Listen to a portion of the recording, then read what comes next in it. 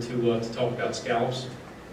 Let me give my together. I want to make an introduction. It's Dave Williams. Dave Williams and our company goes back more than about 20 years now, I guess. We had a mutual friend from New Zealand, Roger Crossman, who put us in contact with Dave about 15 years ago to start to develop the scallop business. Roger's not here with us today, but Dave is. I just want to thank Dave for being here. And I wanted to introduce Andy Babore, my father's brother. Andy started working with us about 2 years ago in fresh fish sales, and he handles the Fruge account. Andy and I both grew up working on fishing boats and working at Lund's fisheries in the plant. We know the place from soup to nuts. Andy in particular spent, up until 2 years ago, was a commercial fisherman, spent a lot of time scalloping. I spent a lot of time fishing, gill netting, and trolling. You couldn't pay me enough money to go scalloping. Andy's done it all. If you guys have any questions about being on the water or anything like that, you can reach out to Andy, and he'll be happy to answer these questions when we're done. Your system here.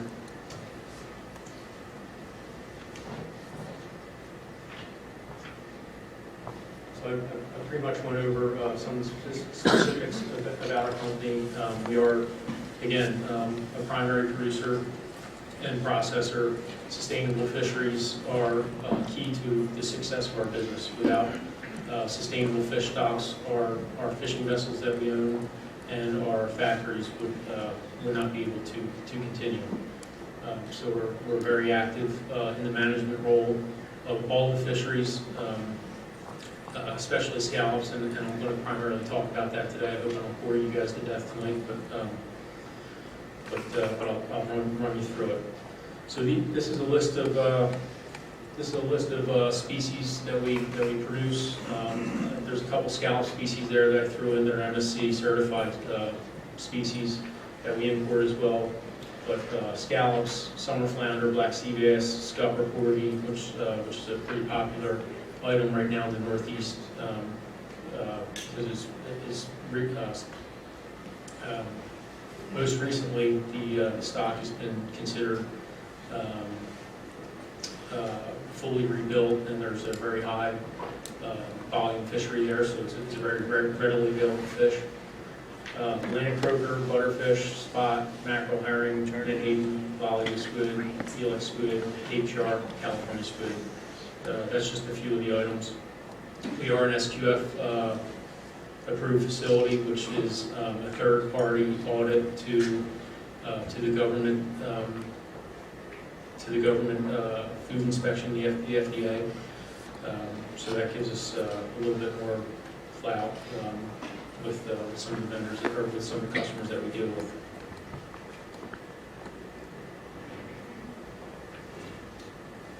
Okay, so we'll get into sea scallops here a little bit. If anybody has any questions, feel free to stop me at any point and just shoot. So the Atlantic sea scallop fishery is managed under the United States Department of Commerce, NOAA. NOAA back in 1977 was formed back in 1977 due to the Magnuson Fisheries-Stevens Act, which created a 200-mile limit around the border of our country, which basically eliminated foreign fishing and made our fisheries all domestic fisheries. With that, there's 8 regional councils set up. One of those councils, I'm sure maybe 2 of those councils serve the halibut and salmon industries. But we deal with two of those councils on the East Coast. And that's the New England Fisheries Management Council and the Mid-Atlantic Fisheries Management Council. Those councils are active year-round and help set up fisheries management plans, review science on the fisheries, and help establish these fishing quotas that our fishing vessels are fishing against.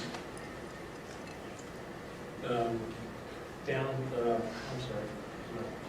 down at the bottom right-hand corner is FishWatch. FishWatch is a newly developed website developed by by NOAA that has been put in place to educate the public about the fisheries that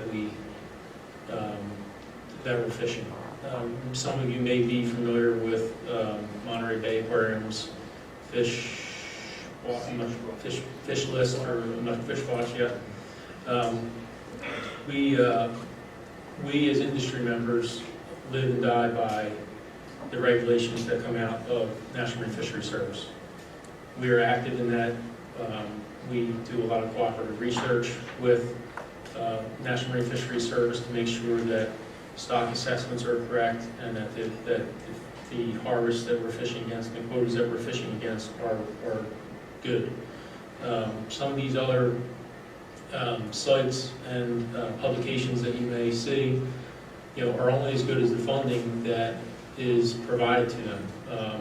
There were Atlantic Sea Scalps at one point was on Monterey Bay Aquarium's site as being read, and in fact, the Atlantic Sea Scalp fishery for the past 10 years has not been considered overfished at all, and overfishing is not occurring. It's one of the most successfully managed scalp resources in the world. So we really encourage people to use Fish Watch as a guide and as an educational tool for your consumers. Again, like I said, we're working with the New England Fisheries Management Council and the Mid-Atlantic Fisheries Council. I put this slide up just to show you guys that the species that New England and Mid-Atlantic councils manage. The New England Council is going to manage your Atlantic sea scallops, your northeast multi-species, Atlantic herring, red crab, skates, Atlantic salmon. Some things that you guys probably aren't familiar with there. And then the Mid-Atlantic Council is your mackerel, squid, butterfish, summer flounder, sea bass, scup, bluefish, tilefish. Jeff Galen, I slid him in the middle there. Our company actually belongs to Fishery Survival Fund and Garden State Seafood Association. There are two associations that lobby the councils and lobby National Marine Fisheries Service to ensure that we maintain access to our resources. And Jeff Galen, who works for us as a full-time employee, handles all of our government relations, and he actually has a seat at the Mid-Atlantic Council and is a liaison for the New England Council, which helps us with our scallop, helps us manage our scallop resource and helps our fishing vessels operate successfully. So as far as Atlantic sea scallop management is concerned, our fishing season starts March 1 and ends February 28th. It's what we call limited access fishery. So there's a specific number of permits, which I'll show you in the next slide. So no other permits, no other fishermen can come into this fishery unless they buy an existing permit. Each of the vessels that participate in the fishery have a limited number of crew on board. So when they go out to sea, they can only, some boats have 5 men on board, some boats have 7 men on board, and their harvest is really related to how many scallops they can cut on board, because what we receive shoreside is only the muscle, the scallop meat. There's a series of regulations that have been put in place over the past 15 to 20 years that have made this fishery sustainable. One of them is a 4-inch rim diameter on our chain bag, which I'll show you shortly, which allows small scallops to escape. We've recently put in a specialized dredge, which has minimized sea turtle interactions in the fishery, which has been a big deal in the environmental community. And our fishery operates on a days at sea and a rotational access area, which I'll get more in depth. And then, I'm not following myself, I'm sorry. And then the last point here is this website, which if any of you want to write it down or want to send it out to you, This is NIMS's website that gives you all the details, National Marine Fisheries Service website. You can go on here and you can find all these details that I put on here, all the slides and whatnot, and photos. Everything's available.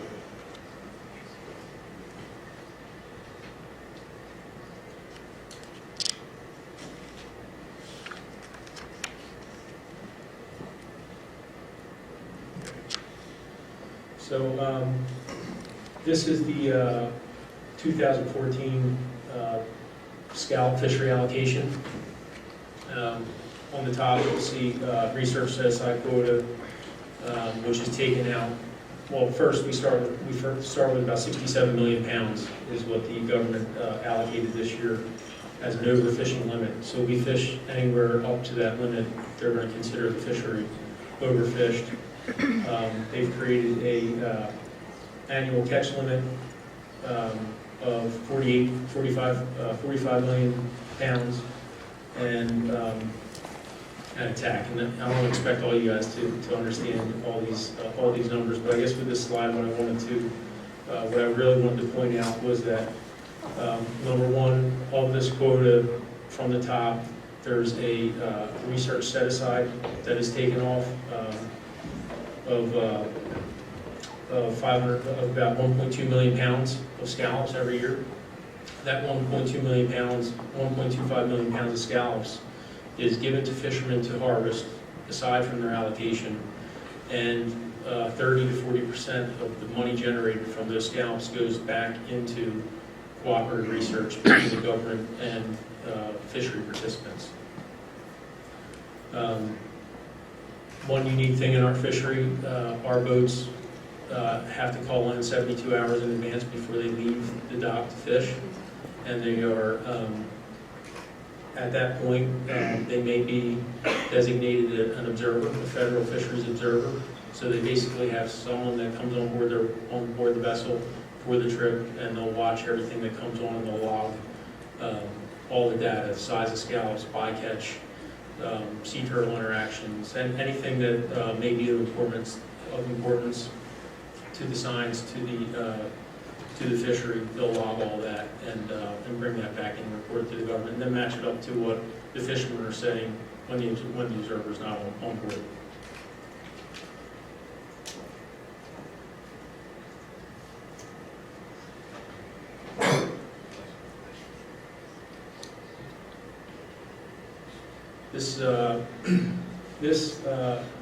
This slide here will show you where the scallops that we're harvesting are coming from by pounds, and I'll give you a map of where these areas are. But essentially, this year we have open bottom days, and we have scallops coming from closed area 2, Nantucket Lightship, and the Delmarva, and I'll get into a little bit more detail with that in a second. So here's here's the map of the Atlantic coast. You can see Cape May, New Jersey on your left-hand side, and then you can see some shaded areas up and down the coast. Starting from the bottom, we have the Delmarva area, the Elephant Trunk, the Hudson Canyon, Nantucket Lightship, and then closed area 1. And these are what we call access areas inside in the scallop fishery. They're imaginary lines drawn in the ocean, and each year, depending on stock surveys, we will open and close those areas. So this year, like I said, we have product coming from Delmarva, from the Nantucket Lightship, and closed area 2. Closed area 1, Hudson Canyon, and Elephant Trunk are actually closed this year. So those scallops are in there, they're not being touched, nobody can fish there, they're growing, and depending on the surveys, when the government and the cooperative research that we participate in says that those scallops are healthy enough and large enough to go and harvest, we'll go and harvest them. That's one section, that's one portion of our fishery. The other portion is all the other blue area around that, which we call open bottom. And the fishermen are allocated at days at sea. So this year we are fishing against 31 days at sea. So as soon as you can see that this thin line here, line that runs along, there's a 2-mile line that runs along the coast, and that's what we call demarcation line. So when the fishing vessel leaves the inlet, he crosses that 2-mile line. He has a little black box on top of his wheelhouse called a VMS system, vessel monitoring system, that is linked to the government. And when they cross that line, their clock starts ticking. So if they leave from Cape Bay and they want to fish up behind Cape Cod, let's say, and it takes them 24 hours to get there, that's 24 hours steam time that they're charged with, that they cannot produce or harvest scallops because they're steaming to the grounds. Then they start fishing and they steam back to Cape May. So they've lost 48 hours, but anyhow, that's all part of their days at sea. So it's a maximum of 31 days at sea, and between that and the access areas that they've had this year, they had 2 access area trips, like I said, where everybody had 1 trip to Delmarva, and then they had a choice to go to either Nantucket Lightship or access area 2, which they could take 12,000 pounds from each of those areas. Jumping back to days at sea, it's a wide open fishery when you're in the open bottom. So as fast as the guys can cut, as good as captain that you have on the boat catching the scallops, you can cut as much meat as you want in the open area during that 31 days. In the rotational areas, it's limited how much meat you can remove from that area.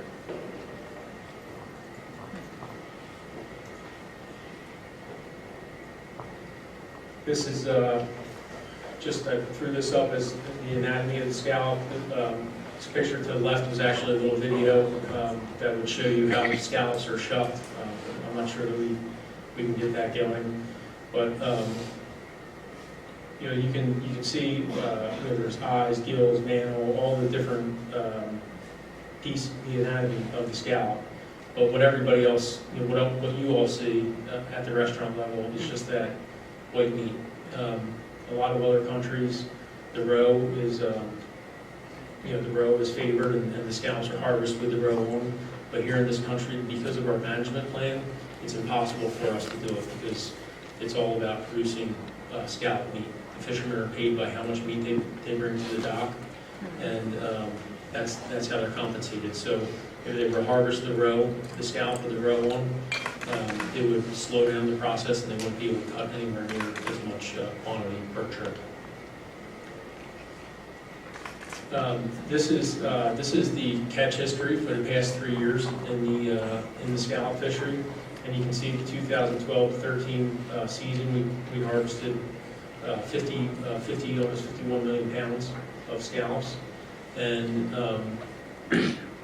due to the science and the buy-in from the fishermen, we all agreed that it was best for us to reduce the quota during 2013 and do 2014.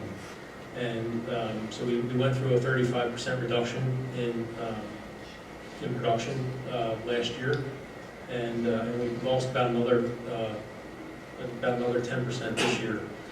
Year to date, we went from 50 to 34, we're down to 23. Year to date right now, we'll probably finish up somewhere around 27 to 28 million pounds for the season. With that said, I think this coming year we'll see a similar season that we did in 2014-15 season, and I think our 2016-17 season, we'll see numbers back up in the 35 to 50 million pounds based on current surveys and the amount of seed, the small juvenile scallops that we're seeing out in the ocean now. This is just a chart I put together which shows you our harvest year to date, Lund's fisheries, between the boats that we own and the independent owner-operators that pack with us, which is about 15 boats in total. We'll harvest about 1.4 to 1.6 million pounds of scallops this year. We are a boutique scallop producer, if you could say, compared to other scallop producers in the New England area. And this chart will show you not only when it may be, when prices may be soft, but it also gives you an indication of what sizes are doing during the year as well. This year, the majority of our production was produced in April, May, and June, to whereas previous years we would see more heavier production in March, April, May, when scallop boats had more days at sea, or they had more access areas. So that's going to fluctuate from year to year, but I think on the average,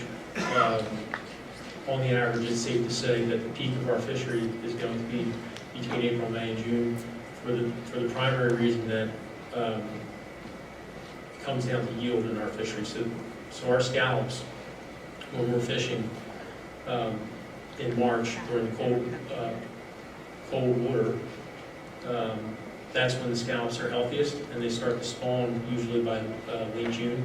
So the scallops are really plump, and fishermen have to cut a lot less scallops to get a pound, basically.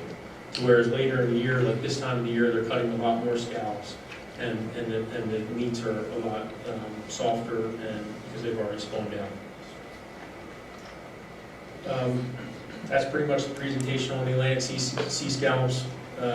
We also import scallops from the Faroe Islands, which is most people would consider like a bay scallop. It's 40 to 60, 60, 80, 80, 120 count. There's one boat that is given a license in the Faroe Islands. It's an MSC certified fishery. It's a wonderful scallop compared to any other bay scallop that you're going to find because it's caught in cold water.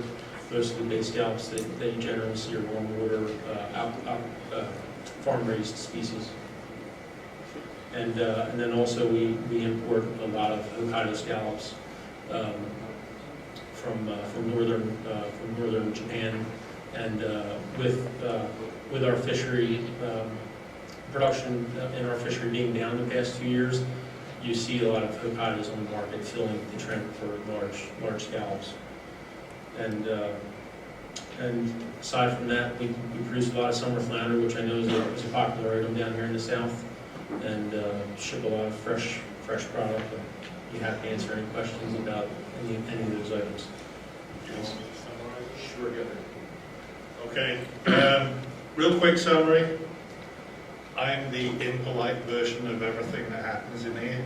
So anything I'm likely to say comes with the government health warning, okay? Basically, Lund's Fisheries is a producer and a packer of scallops. There's very few of those. So you get everything directly from the source, and we have chosen the best distributor we can find, which is Fruge Seafood. Our product is minimally processed. If you've ever seen a scallop that's been dredged up, it is covered with all sorts of sand and detritus and, dare I say, crap from everywhere. It has to be cleaned, it has to be washed. We put it in a can, we ship it down to you. That's the best thing we can do. We expect you guys to take that product and produce something majestic. That's all we're trying to do. Does anybody know what the scallop meat is actually? It's actually the same thing that you cut to open up an oyster. It's the adductor muscle. Scallops spend their lives swimming around for God knows what reason. That's why they're sort of supercharged with this huge adductor muscle. And God's made it really good to eat, and we expect you guys to do wondrous things with it. I can answer any questions about anything, but the simple summary is you have a great product, you have a great distributor, we expect you guys to do wondrous things, and I hear wonderful comments back from these guys about our product. That's a simple summary. If anybody wants to beat me up over anything, I'm available for questions later or questions now. So if anybody has any questions, if you can stump me, I'll kick you in there. No. If you can stump me, I'm sure Richard has a prize for you. Any questions? Do you get your own T-shirts that you asked and answered your own question?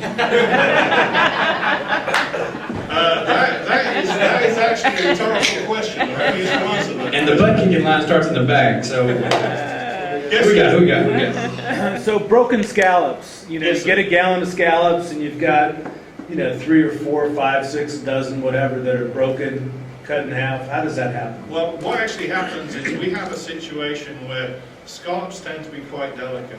Certain times of year, they're not as strong as other times of year. It's due to roe production. You know, if you're interested in sex, you're not interested in keeping your body up. So at that point in time, they tend to be more sensitive. Now, what we do is we try to put absolutely perfect... Come on, guys, it's serious. We try putting absolutely perfect scallops into a container. That container, if it goes by truck, tends to be treated quite nicely because it's covered in ice and stuff like that. If you put that container on an aeroplane sometimes, you end up with a Neanderthal picking it up and dropping it a few times. Hence you get broken scallops. Now we do have sometimes problems with cracks on the top of the scallop. That's something you can't really avoid, particularly when the scallop is, like I say, somewhat shagged out. But you can deal with that problem fairly easily. Okay? So that you do get that type of situation occurring. If it's a transit problem, I will work with Fruge and try and help out. But usually it's a transit problem as opposed to a product problem. Cool, thank you. Any other questions? Yes, sir. Shagged out means, what's that? Special term for shagged out? I'm trying to be polite. So you guys were talking about how the fishermen are allocated different areas, like you have the Nantucket region, then you have the areas in between. Are there any difference in quality between like the allocated areas and just the in-between areas? You know, I think that's, How about that? and I bring in my number two. I personally think sometimes there is a difference. I think the scallops that are coming from the northern region are usually a little bit deeper, colder water, rocky bottom. They seem to be, the shells are different. They ask you that, you're cutting the shells in the mid-Atlantic area, they're more of a wafer size, but or quality. Up north, it's a harder scallop, and to me, it has a little bit different taste, a richer taste to it. Well, actually, the main difference is one of the big advantages of us owning the boats is we tend to select out the scallops that have been caught, the last scallops caught on a trip for the fresh production. So the first 2 or 3 days, those are already fairly aged and you don't want to actually truck them. So what we try doing is we try selecting the last couple of days of the trip. Because we have our own boats, we know which sacks those are. And those are the ones we tend to pack for fresh because you get better value and you guys get better plate coverage, better quality from them. Good question, you don't get anything. Yes. Eddie, Okay, I'll go back again to the price point, okay? Yeah. Quality, pretty much right now. My biggest problem when I buy scallops is consistency. I buy U8s and it comes U10s. I buy U10s and it comes the same size as U8s. The consistency for me personally is really bad. I understand there's a shortness, like a third shortness of the catching the scallops, but it should be like a quality control on the size. I cannot put specials, they're gonna pay $40, $45 person. You know, when it comes to U10, they have $30 a plate, you know? What happens with the fresh product is scallops are very, very delicate, so they have to be graded by hand. When you talk about a U10 and a U8 scallop, a U10 and a U8 scallop means less than 8, less than 10, okay? Sometimes when we're packing scallops, we only have a limited quantity to choose from, and sometimes you get better value from a U10 because a lot of them will be a U8 scallop. Now we do testing to make sure that we try maintaining uniformity, but what I always recommend you do is you have, like, on one side of your plate you have a U8 or a U10, and then maybe you go for a 10-20 because that gives a significant difference in size. The other thing you can look at is, particularly if you're doing like a ceviche presentation, you can use also a frozen like Faroese scallop, which will give you wonderful quality in a ceviche, or else you can use broken pieces. So, you know, you have several different things to choose from. The problem is if you're saying a U8 or a U10, your customer is not going to perceive the difference between the sizes. So I always think it's better to, you know, pardon my French, have a big off. I do understand they don't see, but they do because, believe me, I deal with all scallops and U8s. I put 4 on the plate, U10s I put 5 on the plate, and you can tell the difference. Yeah. The point is like at some point on the year, and again, I understand the shortness, okay? At some point in the year, you can put 4 scallops that looks beautiful, big, you charge whatever you want.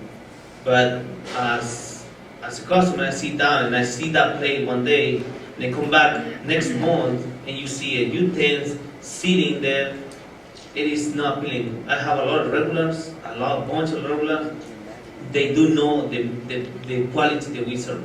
So it is hard for me to buy scallops, especially U8, you know, because it's not the consistency. I never feel it's there, you know. Okay, well, what we'll do is, if it's okay, let's talk later, and I'd like to get a better feeling for what you're doing with regard to uniformity and consistency.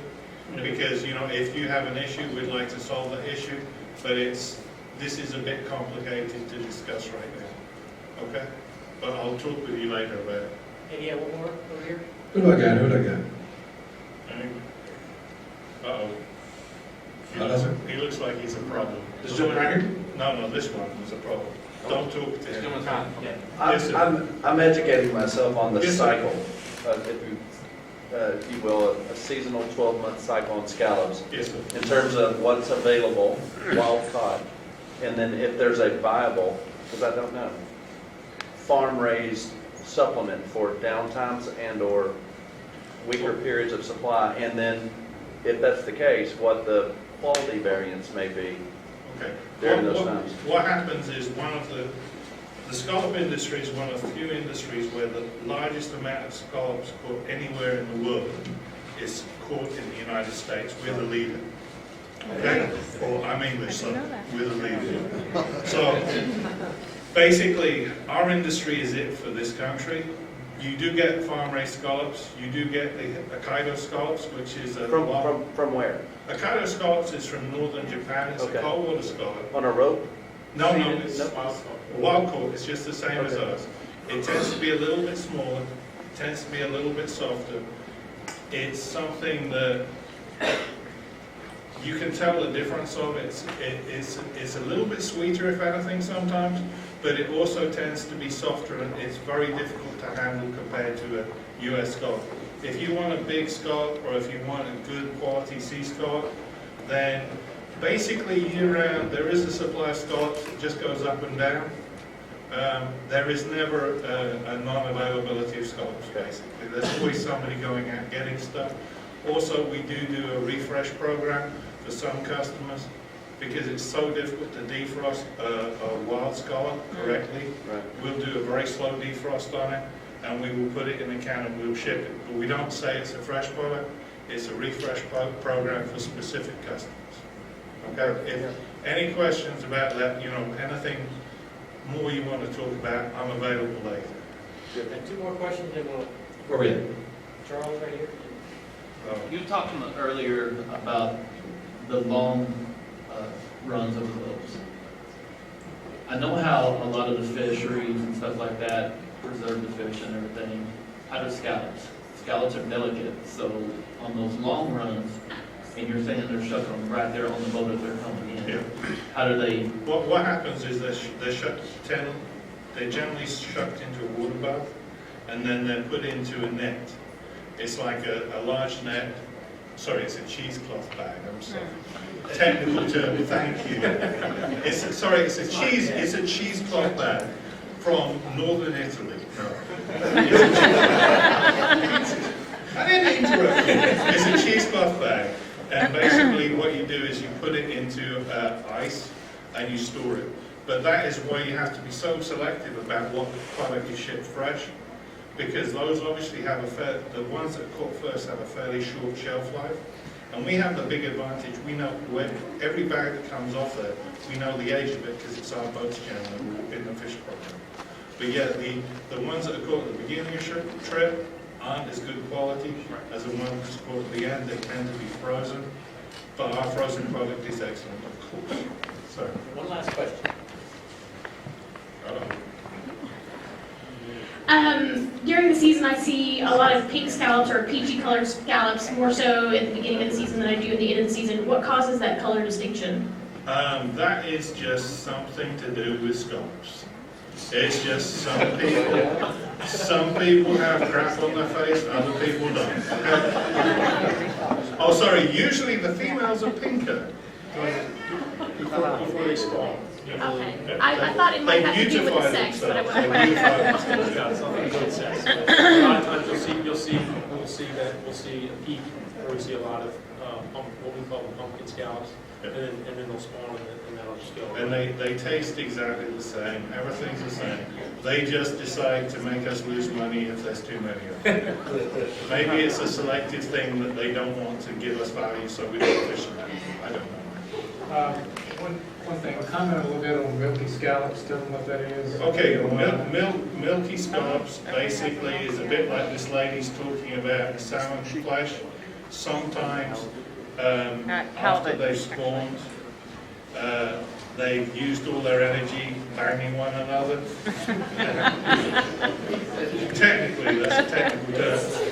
And they're sort of shagged out, so they don't survive so well, so they tend to be a little bit wimpy. And if you've gone out for a bender for the weekend, Monday morning, your flesh wouldn't be very good. All right? Oh my goodness. Thank you.